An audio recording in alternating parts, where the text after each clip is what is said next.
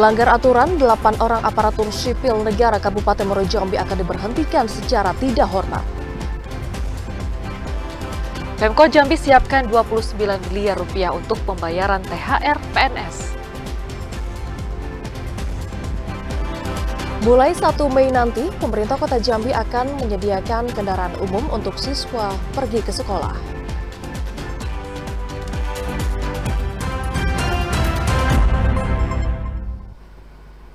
Assalamualaikum warahmatullahi wabarakatuh. Selamat sore saudara, Anda masih menyaksikan Jambi Hari Ini edisi Minggu 2 April 2023. Ya, selain 3 topik utama tadi, tim redaksi kami telah menyiapkan sejumlah informasi penting dan menarik lainnya untuk Anda. Bersama saya Omil Hayadi. Dan saya Vidya Francisca, inilah Jambi Hari Ini selengkapnya.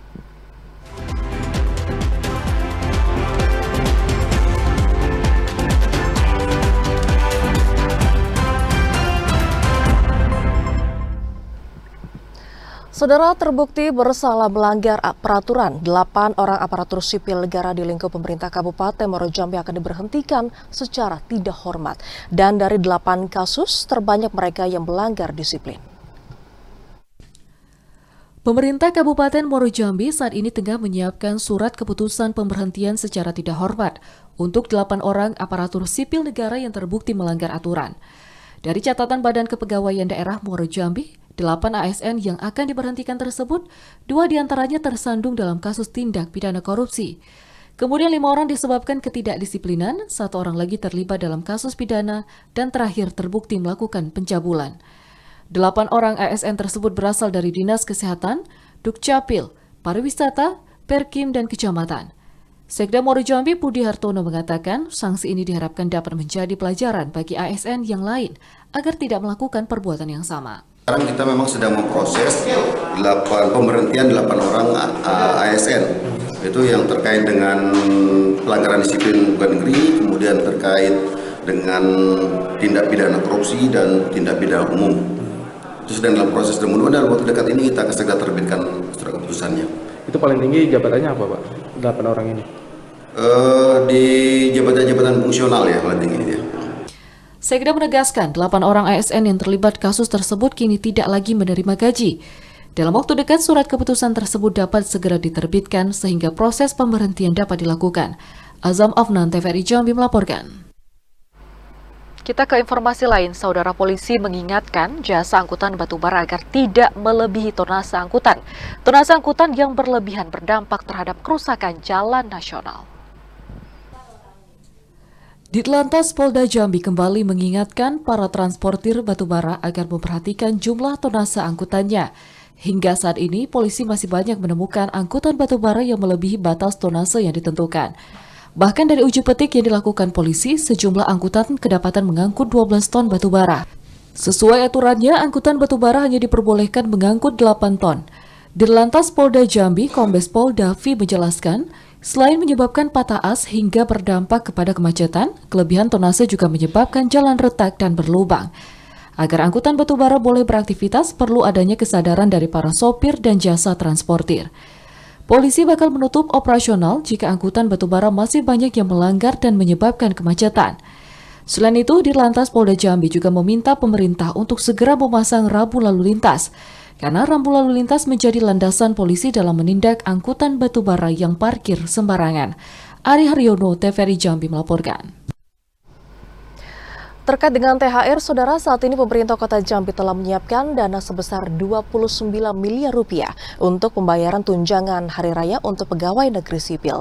THR tersebut nantinya akan segera disalurkan setelah peraturan dari Wali Kota Jambi diterbitkan.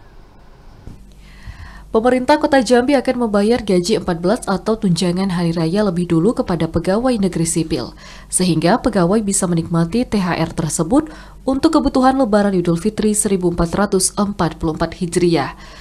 Pemkot Jambi telah mengalokasikan anggaran sebesar 29 miliar rupiah untuk pembayaran THR. THR yang akan dibayarkan tersebut sama dengan tahun sebelumnya, yakni 1 bulan gaji pegawai negeri sipil. Kepala Badan Pengelolaan Keuangan dan Aset Daerah Kota Jambi, Husni, mengatakan THR akan disalurkan setelah adanya peraturan Wali Kota Jambi yang akan dibuat dalam waktu dekat. Diperkirakan sebelum Lebaran, THR sudah masuk ke rekening penerima. Sementara itu untuk pembayaran gaji 13 baru akan dibayarkan pada bulan Mei atau Juni 2023. Hal tersebut disesuaikan dengan tahun ajaran baru di sekolah. Ini sampai saat ini kan tentunya kita nunggu dulu. Kalau yang tahun kemarin kan turunnya peraturan presiden. Nah, ketika peraturan presiden atau peraturan Menteri Keuangan, tentu kami mau bikin lagi peraturan Menteri Keuangan. Sampai saat ini belum ada informasi. 13 dan 14 kemungkinan serentak atau seperti itu. Nah, artinya itu tetap mendahulukan terkait dengan THR gitu kan nanti. Kalau misalnya ini kan terkait dengan 14 ya, atau 13 itu terkait dengan kapan anak-anak sekolah. Husni menyebutkan Menteri Keuangan Sri Mulyani juga mengumumkan bahwa THR PNS termasuk TNI Polri dan pensiun tahun 2023 akan cair pada 10 hari menjelang Hari Raya Idul Fitri 1444 Hijriah. Sehingga pegawai PNS bisa lebih cepat menerima THR di tahun 2023 ini. Joko TVRI Jambi melaporkan.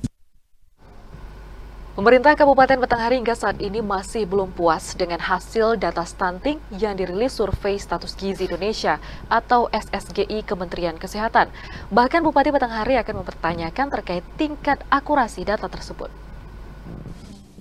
Setelah sempat dinyatakan kasus stunting di Kabupaten Batanghari mengalami peningkatan sebesar 1,8% atau menjadi 26%, angka ini pun dinilai Pemkab cukup berbanding terbalik dengan data yang telah dilakukan Tim Penanganan Stunting Kabupaten Batanghari.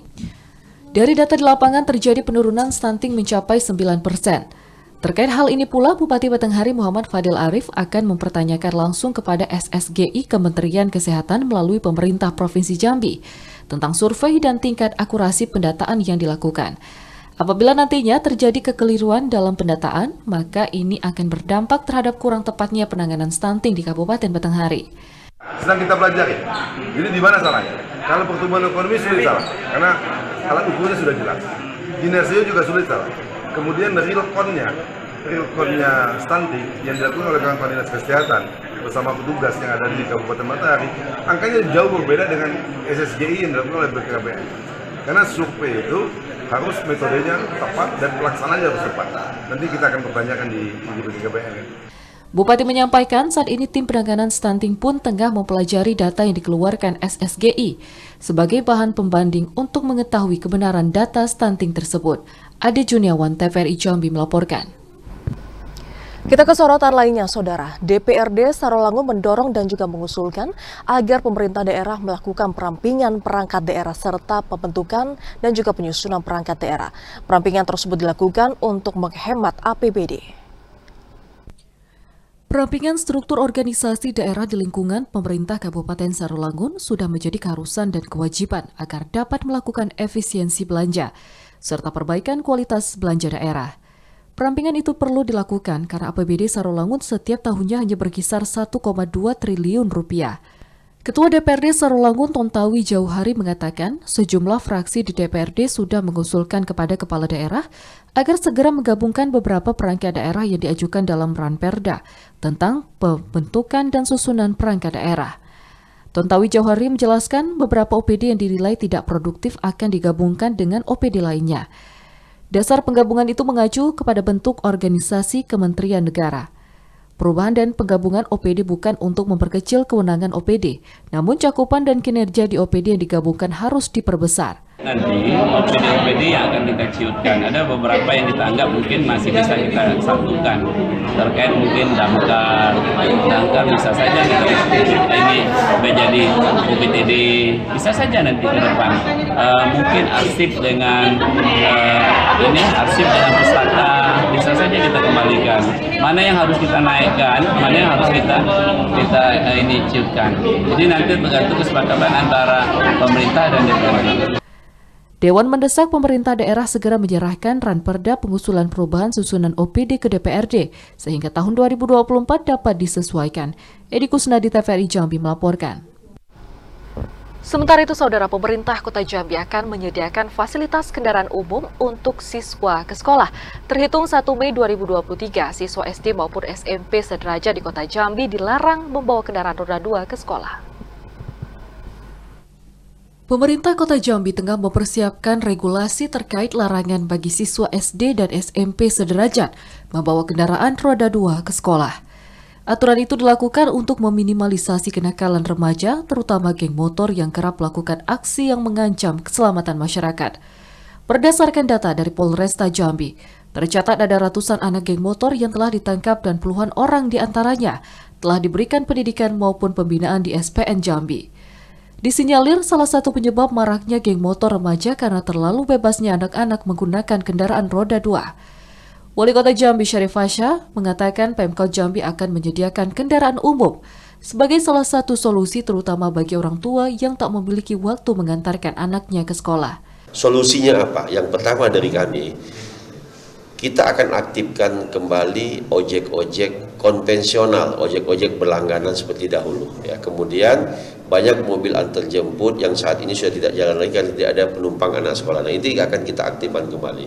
Kemudian yang ketiga, pemerintah Kota Jambi dan BUMD Siginya Sakti sudah melakukan pembahasan dan akan diberikan penugasan kepada BUMD Siginya Sakti untuk mengadakan 40 atau 52 angkot yang baru nanti, dan itu angkot itu pada saat pagi jam masuk sekolah, jam sekolah, dia akan mengantar anak-anak ke sekolah. Kemudian pada saat pulang akan mengantar anak-anak juga pulang ke rumahnya atau ke kawasan terdekat. Dan insya Allah itu akan kita gratiskan. Pemkot melalui Dinas Pendidikan Kota Jambi akan segera mengeluarkan surat keputusan untuk siswa SD dan SMP sederajat agar tidak menggunakan atau membawa kendaraan ke sekolah.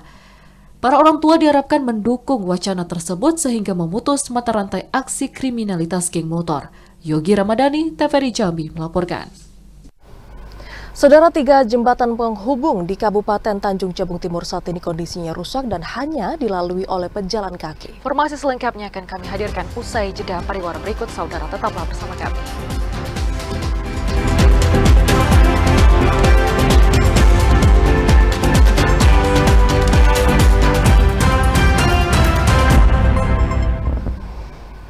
Anda kembali bersama kami di Jambi hari ini. Saudara, kebutuhan gas LPG subsidi 3 kg selama bulan suci Ramadan kali ini dipastikan akan meningkat. Dan untuk itu pemerintah Kabupaten Batanghari pun menjamin ketersediaan gas jenis melon tersebut mencukupi dikarenakan adanya penambahan kuota. Selama Ramadan tahun 2023 ini, kebutuhan gas bersubsidi 3 kg dipastikan mengalami peningkatan, terlebih dari sektor pelaku usaha kecil jenis makanan. Namun demikian, PMK Batanghari tidak begitu khawatir dengan hal tersebut, dikarenakan hingga saat ini ketersediaan gas LPG subsidi masih mencukupi. Kepala Bagian Perekonomian Seda Batanghari, Hayatul Islami mengatakan, jika dalam 2 bulan ini ada penambahan kuota terhadap gas subsidi, masing-masing penambahan tersebut sebesar 10% untuk bulan Maret, serta 15% pada April 2023. Dari jumlah sebelumnya mencapai 9.911 metrik ton. Penambahan gas LPG itu tidak lain instruksi yang dikeluarkan pemerintah Provinsi Jambi untuk semua kabupaten kota. Upaya penambahan jumlah gas subsidi yang dilakukan pemerintah ini sebagai bentuk menjamin ketersediaan gas agar masyarakat tidak kesulitan mendapatkannya. Ade Juniawan, TVRI Jambi melaporkan. Kita ke Kabupaten Bungo, saudara, harga semua jenis udang di pasar tradisional modern Muara Bungo naik. Kenaikan harga udang itu salah satunya disebabkan tingginya permintaan konsumen. Memasuki puasa Ramadan 1444 Hijriah, harga jual semua jenis udang di pasar tradisional modern PTM Muara Bungo merangkak naik. Kenaikan harga udang itu salah satunya disebabkan tingginya permintaan konsumen meski pasokan udang banyak dan lancar. Salah seorang pedagang udang, Ahmad Firdaus, mengatakan kenaikan harga udang sudah terjadi sejak awal Ramadan. Harga udang sungai atau yang lebih dikenal dengan sebutan udang galah saat ini mencapai Rp160.000 per kilogram.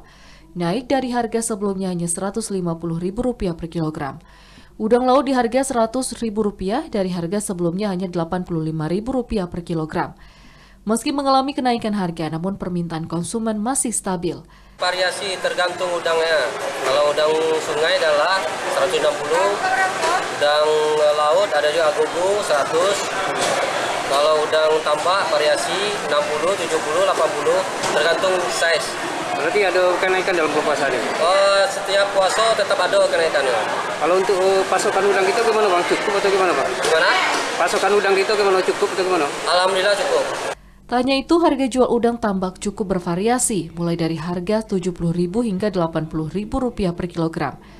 Kenaikan harga udang rata-rata hanya Rp10.000 hingga Rp15.000 per kilogram, tergantung besar kecilnya ukuran udang. Untuk menjamin ketersediaan udang, udang tak hanya dipasok dari dalam Provinsi Jambi namun juga dari luar Provinsi Jambi. Mukriandi TVRI Jambi melaporkan. Sementara untuk harga hasil tangkapan laut nelayan di pesisir laut pantai timur Provinsi Jambi, Kabupaten Tanjung Jabung Barat, saudara, saat ini juga melonjak naik. Seperti harga jual kepiting tembus di angka Rp250.000 per kilogramnya. Firman, penjual hasil tangkapan laut di Pasar Parit 1 Kota Kuala Tunggal, Kabupaten Tanjung Jabung Barat mengatakan, harga jual beberapa hasil tangkapan laut sejak 1 pekan sebelum Ramadan hingga saat ini terus mengalami kenaikan. Seperti kepiting, ikan bawal, dan kerang. Kepiting untuk kualitas super yang sebelumnya hanya Rp200.000 per kilogram, saat ini naik di kisaran angka Rp250.000 per kilogram. Ikan bawal putih yang sebelumnya dijual dengan harga Rp85.000 per kilogram, kini naik di kisaran harga Rp125.000 per kilogram. Harganya meningkat, naik tinggi, Bang. Ya normal di angka-angka kalau misalnya seperti bawal putih ini Rp80.000. Di bulan puasa ini bisa sampai 120. Penyebabnya apa tuh, Bang? Penyebabnya pertama isi nelayan kurang. Yang kedua minyak susah juga, solar jaringan. Harganya lumayan, Bang. Ada yang 150 bawal putih untuk panjang. Kepiting hari ini naik 85 per kilonya. Sebelumnya cuma 65, 75. Iya, naik. Naiknya harga jual beberapa hasil komoditas laut di Pasar Parit 1 Kuala Tunggal ini diprediksi karena hasil tangkapan laut nelayan berkurang dan sulitnya mendapatkan minyak untuk melaut. Didi Haryadi TVRI Jambi melaporkan. Saudara, saat ini di Kabupaten Sarolangun, marak pungutan liar, sewa ruko, serta lapak pedagang kaki lima menjelang Hari Raya Idul Fitri. Terkait hal itu, Dinas Lingkungan Hidup memastikan tidak pernah mengeluarkan karcis sewa. Pedagang diminta untuk membayar sesuai dengan aturan dan ketentuan yang ada. Beredarnya informasi dengan adanya pungutan liar, tarif sewa ruko dan sewa lapak pedagang kaki lima untuk kebersihan, terutama di Pasar Singkut, dengan tiket atas nama Kantor Lingkungan Hidup Singkut, harus diwaspadai semua pedagang yang ada di pasar. Karena penarikan tarif ini juga diminta jasa uang keamanan dan lainnya. Menyikapi ini, Kepala Dinas Lingkungan Hidup Daerah Kabupaten Sarolangun, Kurniawan, mengatakan, pihaknya hanya menjalankan tiket yang dikeluarkan secara resmi dari Badan Pengelolaan Pajak dan Retribusi Daerah. Untuk itu, para pedagang diminta agar tidak mau begitu saja membayar retribusi. Jika petugas tidak menyerahkan karcis karena jumlah pungutan dan laporan, jumlah uang yang diterima sesuai dengan karcis yang diberikan. Jika para pedagang melayani serta membayar pungutan liar, akan mengurangi jumlah pemasukan untuk pendapatan asli daerah yang bersumber dari retribusi pasar. Terkait pungutan liar tadi, memang ada beberapa oknum, pertama di Singkut. Jadi ada oknum di luar dinas, itu dia membuat karcis sendiri, stempelnya pun aneh, mungkin bunyinya Dinas Lingkungan Hidup Kecamatan Sarolangun, Kecamatan Singkut, maaf. Karena di Singkut ada Dinas Lingkungan Hidup. Dinas Lingkungan Hidupnya ada cuma di Kabupaten Sarolangun. Jadi kami pastikan itu bukan dari Dinas Lingkungan Hidup. Pihak Dinas Lingkungan Hidup memastikan untuk saat ini sewa ruko sudah ada kartu yang dibayar bulanan sesuai dengan jenis usaha. Sedangkan untuk para pedagang kaki lima, karcis kebersihan dibayar per hari sebesar Rp1.000. Edi Kusnadi TVRI Jambi melaporkan. Saudara, 3 infrastruktur jembatan yang berada di Desa Alang-Alang, Kecamatan Morosebek Timur, kondisinya sangat memprihatinkan. Dan kondisi tersebut sudah berlangsung selama 10 tahun dan saat ini hanya dapat dilalui oleh pejalan kaki. Infrastruktur jembatan penghubung bagi masyarakat pesisir desa sangat menjadi tumpuan dan urat nadi bagi aktivitas sehari-hari. Namun kebanyakan jembatan yang ada di desa-desa justru berbahan dasar kayu. Hal itu membuat kondisi jembatan akan mudah rusak. Seperti halnya 3 jembatan yang berada di Desa Alang-Alang, Kecamatan Muara Sabak Timur, Kabupaten Tanjung Jabung Timur, yang kondisinya sangat memprihatinkan. Jembatan tersebut mulai lapuk, goyang, dan butuh perbaikan. Bahkan terdapat 1 jembatan utama yang terputus akibat dimakan usia. 1 jembatan yang terputus itu berada di Parit 1 yang merupakan penghubung wilayah pemukiman dari Parit 1 ke Parit 3. Selain terbuat dari kayu dan tongkat kaki dari pohon pinang seadanya, jembatan itu hanya dapat dilalui untuk pejalan kaki. Menurut warga setempat, jembatan itu sangat vital keberadaannya dan sudah sering diperbaiki. Selain digunakan sebagai penyeberangan masyarakat, jembatan itu juga digunakan sebagai jalur untuk anak-anak bersekolah dan warga menuju masjid.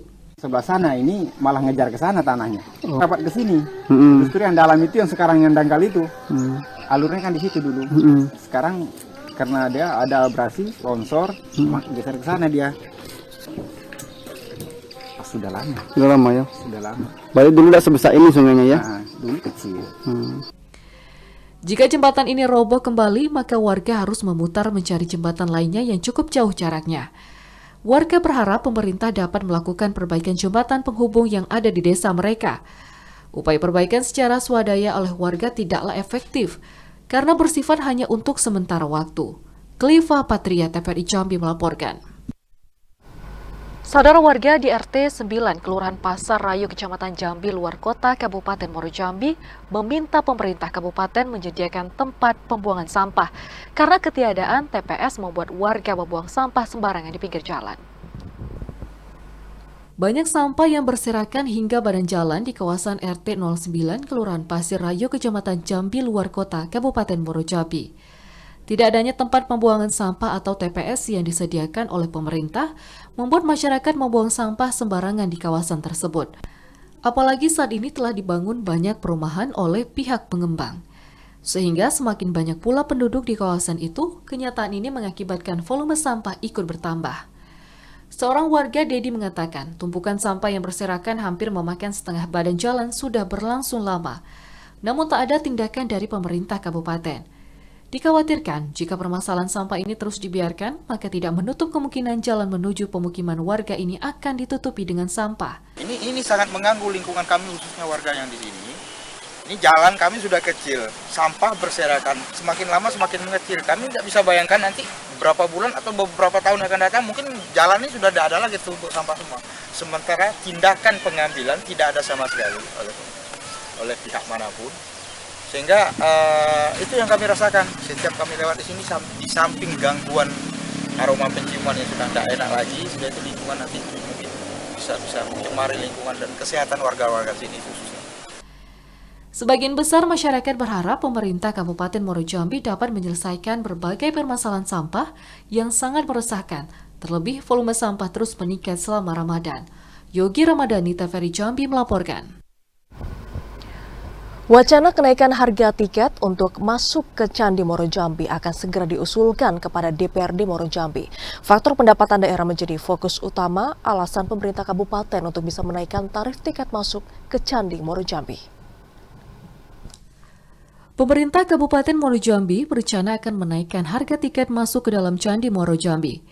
Wacana kenaikan harga tiket masuk itu untuk meningkatkan pendapatan asli daerah atau PAD. Kepala Dinas Pariwisata, Pemuda, dan Olahraga Kabupaten Muaro Jambi, Safrinal, mengatakan rencana kenaikan harga tiket masuk itu masih dalam batas wajar. Untuk dewasa di harga Rp15.000 dari sebelumnya Rp9.000. Sedangkan untuk anak-anak naik menjadi Rp10.000 dari Rp6.000. Berbeda dari wisatawan lokal, harga tiket masuk untuk wisatawan mancanegara di harga Rp30.000 dari sebelumnya hanya Rp9.000. Wacana menaikkan harga tiket masuk ke Candi itu akan diusulkan kepada DPRD Muaro Jambi untuk dilakukan pengkajian agar setelah ditetapkan tidak memunculkan konflik. Pada tahun 2023, target pendapatan dari sektor wisata Candi Muaro Jambi mencapai Rp1,3 miliar. Jumlah itu naik dari tahun sebelumnya hanya Rp1 miliar. Pemkab Muaro Jambi optimis target yang telah ditetapkan dapat tercapai dengan adanya kenaikan harga tarif tiket masuk. Azam Afnan, TVRI Jambi melaporkan. Kita ke informasi Pemilu Serentak 2024, Saudara. 302 peserta mengikuti seleksi komisioner Komisi Pemilihan Umum di 7 kabupaten. Dari seleksi Computer Assisted Test atau CAT ini, 1 orang dinyatakan tidak lolos tes dikarenakan tidak hadir saat pelaksanaan ujian. Komisi Pemilihan Umum Provinsi Jambi telah menggelar seleksi tahap kedua penerimaan komisioner KPU di tingkat kabupaten. Pada seleksi itu, 302 orang mengikuti tes seleksi Computer Assisted Test atau CAT, dengan harus menyelesaikan 100 soal pilihan ganda dan 5 soal esai dalam waktu 150 menit. Dari hasil tes tersebut, 1 orang dipastikan telah gugur tes CAT. Peserta tersebut gugur setelah tidak hadir saat ujian dilaksanakan. Ketua Tim Seleksi Buhri mengatakan dari 302 orang peserta yang mengikuti tes CAT, 1 peserta dari Kabupaten Sarolangun dinyatakan tidak lulus. Hasil dari ujian CAT ini akan dinilai langsung oleh tim KPU Republik Indonesia. Buhri berharap dengan dilaksanakan tes CAT ini dapat melahirkan orang-orang yang mumpuni selama menjalankan tugas komisioner KPU.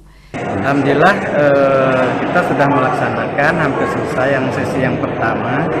Nah, sesi yang pertama ini dari 147 ya dari 3 kabupaten, itu 1 orang yang tidak hadir berasal dari Kabupaten Sarolangun. 302 calon yang telah mengikuti ujian CAT akan dilanjutkan mengikuti ujian psikotes. Hasil psikotes dan tertulis nanti akan digabung untuk mendapatkan 20 peserta terbesar guna melanjutkan tahap selanjutnya di antar kabupaten. Ashar TVRI Jambi melaporkan. Sementara itu, saudara, sebanyak 32.000 warga yang meninggal dunia saat ini masuk dalam daftar pemilih. Dan jumlah tersebut menjadi temuan oleh Bawaslu dalam proses pencoklitan dari 136 kecamatan yang ada di Provinsi Jambi. Bawaslu Provinsi Jambi menemukan sejumlah persoalan selama proses pencocokan dan penelitian coklit data pemilih oleh petugas pemutakhiran data pemilih Pantarli. Coklit itu dilakukan berdasarkan daftar penduduk potensial pemilih pemilihan DP4 dengan data pemilih tetap atau DPT. Berdasarkan rekapitulasi hasil sementara pengawas melekat dan uji petik coklit, Bawaslu menemukan 3 komponen pemilih tidak memenuhi syarat, yakni meninggal dunia, pindah status TNI Polri, hingga anak di bawah umur. Dari 3 temuan itu ada 32.962 orang yang meninggal dunia, 932 pindah status TNI Polri, dan 871 di bawah umur. Dari data Bawaslu, pemilih meninggal dunia terbanyak ada di Kabupaten Kerinci sebanyak 4.866 orang, Perangin 3.249 orang, Sarolangun 1.577 orang, Batanghari 4.174 orang, Muaro Jambi 2.139 orang, Tanjab Barat 2.934 orang, Tanjab Timur 3.242 orang, Bungo 3.575 orang, Tebo 2.562 orang, Kota Jambi 2.218 orang, dan Sungai Penuh 2.242 orang. Anggota Bawaslu Farul Rozi mengatakan terkait pemilih yang meninggal dunia itu sesuai peraturan KPU nomor 7 tahun 2022 pasal 9 ayat 3 bahwa untuk mencoret pemilih meninggal dunia harus berdasarkan akta kematian dan dokumen lainnya. Kedepan Bawaslu akan mendiskusikan dengan KPU terkait pemilih meninggal dunia ini sebelum penetapan daftar pemilih sementara atau DPS, termasuk beberapa daerah yang belum coklit, terutama daerah perbatasan dan suku anak dalam atau SAD. Ashar TVRI Jambi melaporkan. Saudara, Gubernur Jambi Al-Haris kembali melakukan kegiatan safari Ramadan bersama warga Rawasari, Kota Jambi. Informasi selengkapnya akan kami rangkum. Bagi saudara, tetaplah bersama kami.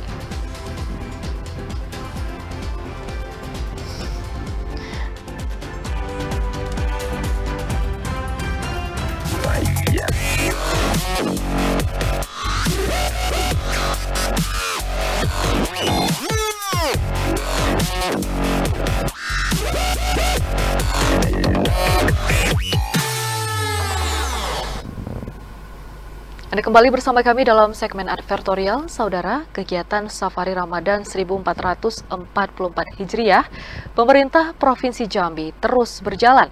Kali ini Gubernur Jambi Al-Haris melakukan Safari Ramadan bersama warga Rawasari, Kota Jambi. Gubernur Jambi Al-Haris kembali melanjutkan kegiatan Safari Ramadan 1444 Hijriah untuk memperkuat silaturahmi dengan masyarakat. Dalam agenda kali ini, Gubernur melakukan Safari Ramadan bersama masyarakat RT 26, Kelurahan Rawasari, Kota Jambi.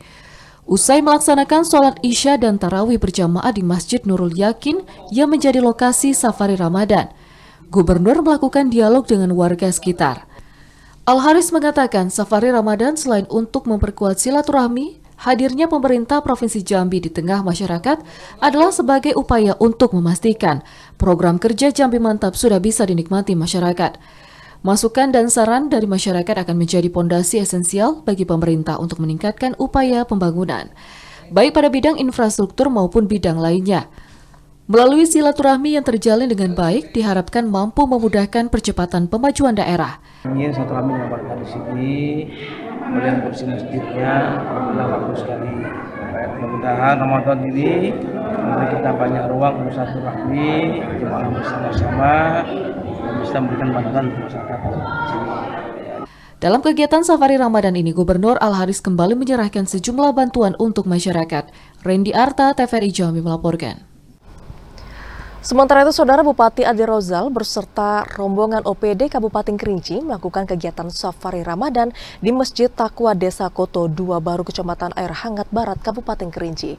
Bupati Adi Rozal berharap bahwa kegiatan tersebut dapat mempererat tali silaturahim antar pemerintah daerah dengan masyarakat.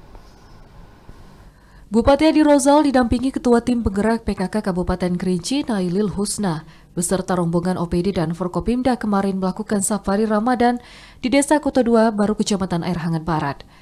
Safari Ramadan itu diawali dengan buka bersama dengan masyarakat, serta pengurus Masjid Taqwa Desa Koto 2 Baru, Kecamatan Air Hangat Barat, Kabupaten Kerinci. Bupati Kerinci Adi Rozal dalam sambutannya mengatakan, Safari Ramadan merupakan kegiatan rutin dilakukan oleh pemerintah Kabupaten Kerinci setiap bulan suci Ramadan.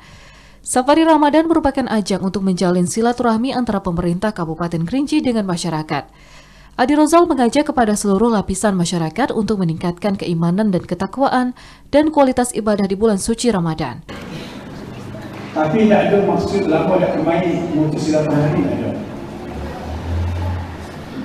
Justru Kerinci ini ada 375 buah masjid. Kerinci ini 375 masjid.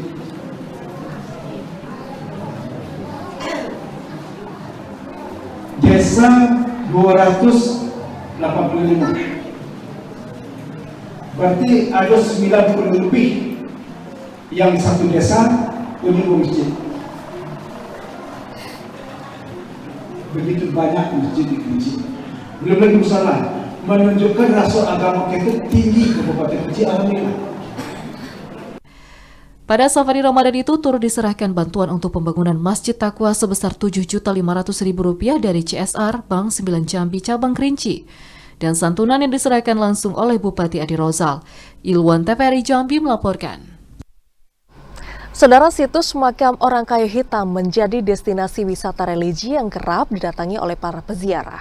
Informasi selengkapnya akan kami hadirkan. Saya jeda, saudara tetaplah bersama kami di Jambi hari ini.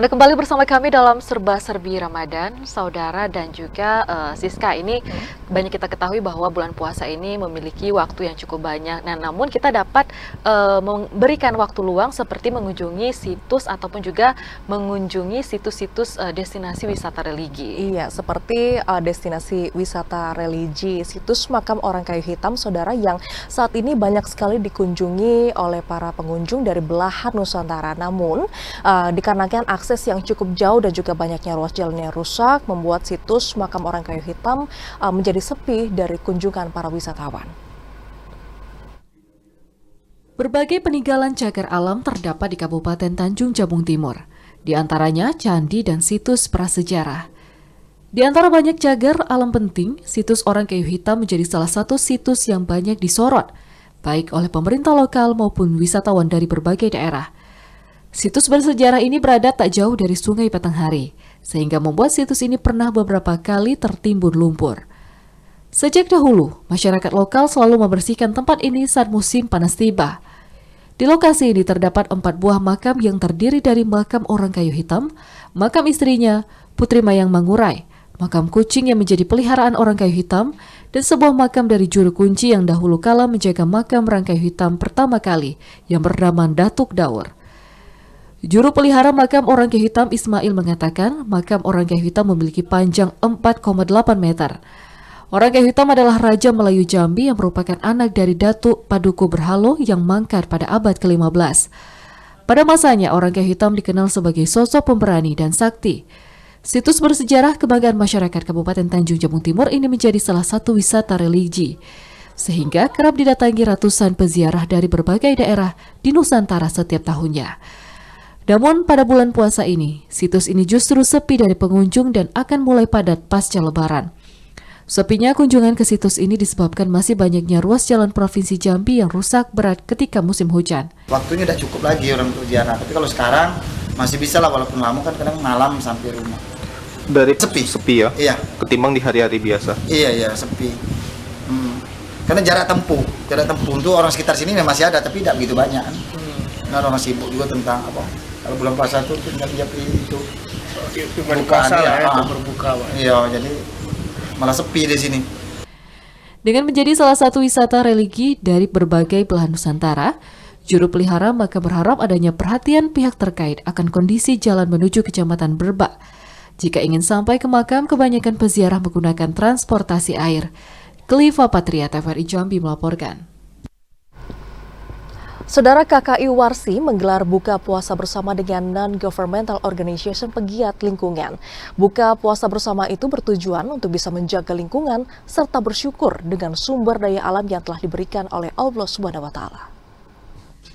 Untuk menjalin silaturahim dan menguatkan sinergitas antara non-governmental organization (NGO), pegiat lingkungan, warga sekitar dan wartawan, Komunitas Konservasi Indonesia KKI Warsi menggelar buka puasa bersama. Buka puasa bersama yang digelar di kantor KKI Warsi itu turut dihadiri perwakilan NGO, diantaranya PT ABT, WWF, Walhi, Gita Buana, Pinise, serta Koalisi Perempuan Indonesia yang mendiskusikan tentang lingkungan. Ketua Dewan Anggota KKI Warsi, Rahmat Hidayat, mengatakan, selain bersilaturahmi bersama NGO lingkungan, buka puasa bersama itu juga membahas evaluasi masing-masing NGO untuk menjaga lingkungan di Provinsi Jambi. Selain itu, KKI Warsi terus mendorong pengelolaan hutan bersama masyarakat dalam pengembangan energi baru terbarukan mikrohidro dan biogas. Tak hanya itu, pengembangan ekowisata berbasis masyarakat, pertanian organik, pengelolaan sumber daya lahan terpadu, dan penguatan legalitas wilayah kelola pada beberapa nagari juga ditingkatkan. Buka puasa bersama itu diisi tausiah Ustadz Marjansyah. Dalam tausiahnya, Ustadz Marjansyah menjelaskan Allah menciptakan alam semesta dan menjadikan manusia sebagai khalifah di muka bumi, ada tanggung jawab yang sangat besar bagi manusia dalam memanfaatkan dan mengelola alam dan lingkungan. Dah ada panitia yang dapat terbukanya rezeki panjang umur hari ini, karena memang Rasulullah SAW bersabda, "Man dalla ala khairin falahu mithlu ajri fa'ilihi." Barang siapa yang ikut andil dalam satu kebaikan, maka dia dapat kebaikan yang sama dengan orang yang melaksanakan kebaikan tersebut. Ustadz Marjansyah menambahkan momentum Ramadan diharapkan dapat mempengaruhi perilaku agar ramah lingkungan dan bersyukur dengan sumber daya yang dimiliki. Yogi Ramadhani, Adli, TVRI Jambi melaporkan. Masih di serba-serbi Ramadan, saudara, di bulan suci Ramadan ini beragam makanan tradisional banyak dijumpai. Kuliner tradisional seperti burgo kerap kali menjadi menu pilihan untuk berbuka puasa. Untuk berbuka puasa, sebagian besar warga cenderung memilih kuliner tradisional dengan rasa manis, lembut, dan segar. Kuliner tradisional ini kerap kali mengundang selera untuk menyantapnya. Tidak heran jika kuliner tradisional banyak peminatnya. Seperti burgo. Untuk membuat burgo dibutuhkan bahan seperti tepung beras, tepung tapioka, dan garam guna membuat adonan. Selain itu, santan kelapa, daging ikan patin yang sudah dihaluskan. Kemudian serai, lengkuas, kemiri, jahe, ketumbar, bawang merah, dan bawang putih. Setelah adonannya tercampur rata, kemudian dimasukkan ke dalam kukusan selama 2 menit. Perpaduan makanan yang bercampur kuah ini membuat hidangan berbuka bersama keluarga atau teman menjadi lengkap bagi yang menyukainya. Sering ditemukan di bulan Ramadan. Kalau ada bulan Ramadan agak payah nyarinya. Kalau kuahnya Yang utamanya ikan. Soal ikan gabus, ikan nila, ikan paten. Nah, dikukus juga dulu ikannya setelah matang, baru diambil dagingnya, di blender. Oh, dihaluskan ya? Ya, itu langsung lah, ada banyak ditumis, langsung masuk ke dalam kuah. Nurwida berharap usaha kuliner burgo yang ia tekuni saat ini bisa terus berkembang, sehingga dapat meningkatkan pendapatan bagi ia dan para pelaku UMKM lainnya. Berkah Ramadan ini diharapkan bisa terus berlangsung hingga waktu yang akan datang. Azam Afnan, TVRI Jambi melaporkan. Saudara, banyak ragam dan juga cara dalam mengejar pahala dan juga mencari berkah selama bulan suci Ramadan kali ini. Salah satunya seperti yang dilakukan oleh DPC Kongres Advokat Indonesia Kota Jambi yang melakukan sosialisasi hukum yang juga membagikan takjil ke pengguna jalan dan juga warga sekitar. Banyak cara untuk mencari keberkahan dan pahala selama bulan Ramadan. Salah satunya yakni melakukan sosialisasi hukum dan membagikan makanan atau takjil. Seperti yang dilakukan Dewan Pimpinan Kongres Advokat Indonesia DPC KAI Kota Jambi di kawasan Jalan Kolonel Amir Hamzah, Tlanepura. Ketua DPC KAI Kota Jambi, Herman, mengatakan, sejak berdirinya Sekretariat DPC KAI Kota Jambi, pihaknya membuka pintu selebar-lebarnya untuk para pencari keadilan, khususnya di bulan suci Ramadan ini. Pihaknya juga turut hadir di tengah masyarakat untuk memberikan bantuan hukum secara cuma-cuma. Selain itu, pihaknya membagi-bagikan takjil ke pengendara yang melintas di kawasan Jalan Kolonel Amir Hamzah dan masyarakat sekitar. Karena di bulan Ramadan umat Islam berlomba-lomba berbuat kebajikan dan beribadah guna mendapatkan berkah dari Allah SWT. Dengan kegiatan ini tentunya memperkuat tali silaturahmi antar kita sesama advokat dan sesama lingkungan sosial di wilayah kantor kita ini. Harapannya kita bisa bersinergi bahwa penegak hukum itu juga adalah warga sosial. Harapan kita bahwa profesi advokat itu bisa mengayomi masyarakat yang memang butuh, baik itu pendampingan maupun kalau dia terkait bermasalah dengan pidana, ya akan kita dampingi dan bela. Herman juga menjelaskan bantuan hukum yang diberikan ini tidak hanya saat Ramadan saja, namun pihaknya berkomitmen akan memberikan bantuan hukum dan para pencari keadilan ini di setiap saat. Yogi Ramadhani, Yazid, TVRI Jambi melaporkan. Sementara itu, saudara, Ramadan adalah bulan penuh berkah yang dinantikan oleh seluruh umat Islam. Selain karena keutamanya berlomba-lomba berbuat kebajikan, bulan suci Ramadan juga identik dengan beragam macam kuliner tradisional. Bulan Ramadan selalu identik dengan kuliner tradisional yang lezat dan hanya kerap ditemui pada saat bulan Ramadan saja. Seperti daerah lainnya, Kabupaten Tanjung Jabung Barat juga memiliki kuliner khas kue talam. Seorang penjual kue talam, Hamsar, mengatakan, saat ini penjualan kue talam cukup meningkat. Jelang Ramadan dirinya mampu menjual 50 hingga 60 loyang per hari dengan harga per loyang Rp50.000. Sedangkan untuk yang sudah dikemas dijual dengan harga Rp15.000. Enggak juga lah, kadang cuma Ramadan yang ada. Tapi kalau ada yang membutuhkan ya kita bikin gitu. Satu pon 15, kalau satu loyangnya 50. Di bulan Ramadan ini kue talam menjadi salah satu menu favorit warga untuk berbuka puasa. Kue basah yang terbuat dari tepung beras dengan berbagai varian rasa masih sangat digemari pecinta kuliner di kota Kuala Tunggal. Didi Haryadi, TVRI Jambi melaporkan.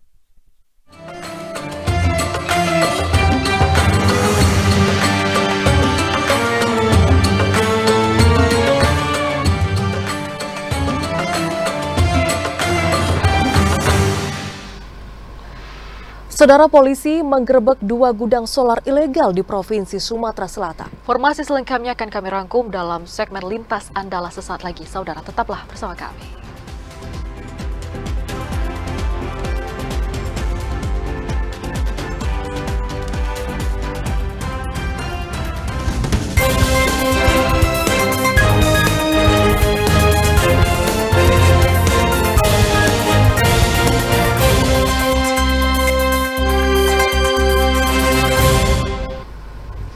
Anda kembali bersama kami di Jambi hari ini dalam segmen Lintas Andalas.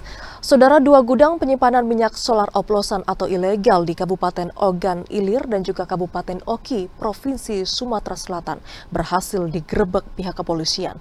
Dan dari hasil penggerebekan tersebut, polisi menyita ratusan ton minyak solar oplosan. 5 orang diamankan polisi saat penggerebekan gudang minyak solar ilegal di Kabupaten Ogan Ilir dan Ogan Komering Ilir. 5 orang yang diamankan ini berinisial AR, pemilik lokasi dan pengoplos BBM, FR, pengurus, serta JU, RE, dan ZI, sopir. Selain itu, polisi juga menyita 15 unit truk tangki modifikasi berkapasitas angkut 8 ton dan 12 unit mobil tangki berkapasitas angkut 5 ton solar ilegal oplosan. Dari penggerebekan tersebut, polisi menyita 251 ton minyak hasil ilegal drilling senilai 2 miliar rupiah lebih dan 2 buku rekening senilai 17 miliar rupiah. Tersangka membeli minyak dari Kabupaten Musi Banyu Asin dan minyak itu kemudian diolah atau dimurnikan sehingga mirip seperti solar yang dijual pihak Pertamina. Yang kita amankan adalah 251 ton minyak yang jelas berasal dari kegiatan ilegal di wilayah Ogan Ilir. Alhamdulillah kami beserta bekerjasama dengan Polres Oki dari Ditreskrimsus Polda Sumsel dan Polres Oki ini berhasil melakukan pengamanan terhadap 2 kegiatan di 2 tempat yang berbeda, berdampingan. Nah, dia pendapat sumbernya itu dari Musi Banyu Asin. Dari kabupaten tersebut jelas asal minyaknya ilegal, kemudian di tempat tersebut dilakukan pemurnian. Para tersangka dikenakan Undang-Undang Migas dan Undang-Undang Tindak Pidana Pencucian Uang. Romiko, TVRI Sumatera Selatan melaporkan. Saudara, di momen bulan Ramadan, saat ini Taman Edukasi menjadi tempat yang paling banyak dikunjungi warga untuk menghabiskan waktu di sore hari atau lebih dikenal dengan ngabuburit. Pengelola Taman Edukasi mengatakan dibuatnya Taman Edukasi ini sebagai wujud kepedulian pada anak-anak bangsa terkhusus di Provinsi Bengkulu agar lebih mengetahui tentang binatang, unggas, ikan, dan lain sebagainya. Ia juga mengatakan saat ini anak-anak tengah dicandu oleh handphone atau gadget. Dari fenomena itu timbullah ide Ibtu Nyarna untuk mengubah pola tersebut dengan menciptakan Taman Edukasi ini agar anak mau belajar secara alami. Taman Edukasi ini diberi nama Queen dan Aviary dengan tiket masuk yang dipatok Rp5.000. Masyarakat dapat menikmati semua taman yang telah disediakan. Edukasi ini adalah wisata untuk mencerdaskan kehidupan bangsa. Ya. Selama ini anak-anak cuma main game, tapi dengan edukasi ini semoga mereka bisa pelan-pelan meninggalkan HP. Ya. Yang kedua, ini wisata ini untuk menciptakan ekonomi kerakyatan. Mungkin dengan wisata ini kanan kiri masyarakat nanti bisa jualan di sini agar nanti ekonomi akan bisa berjalan. Sementara Wakil Wali Kota Bengkulu Didi Wahyudi mengapresiasi kinerja dan inovasi yang dilakukan Ibtu Nyarna bersama timnya. Didi Wahyudi mengaku Taman Edukasi ini khususnya Taman Aviary yang dimiliki oleh Ibtu Nyarna merupakan taman terbesar di Provinsi Bengkulu. Sekarang sudah ada tempat wisata edukasi. Tadi kami melihat begitu ada kolam ikan, ada tempat bermain anak, ada taman burung. Sementara ini mungkin terbesar di Bengkulu dan ada berbagai macam burung. Dan hebatnya lagi, burung yang luar sana itu liar, tapi di sini bisa diberikan makan. Tim Liputan TVRI Bengkulu melaporkan.